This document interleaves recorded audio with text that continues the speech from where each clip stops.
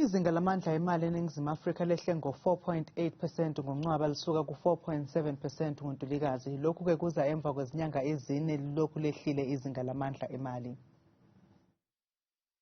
Ibaleke kakhulu inflation ngoba ukunyuka kwe-inflation kuthatha imali emaphaketheni ethu singanakile. Ngingayifanisa nje nesela elifika ebusuku lithatha imali silele. Iyo-ke i-definition noma ukuchazwa kwayo i-inflation. Bese-ke mangibuka lezi ibale eziphume namhlanje lezi impawu ze-inflation zinyukile kule nyanga edlulile inyanga ka-August.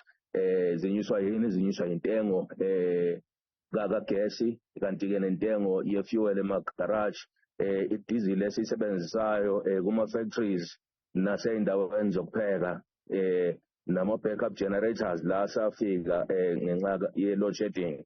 Ikhona ukunyuse ezinye zama-indicators esiwasebenzisayo masikala i-inflation ukuthi igijima kuphi ngasiphi isikhathi.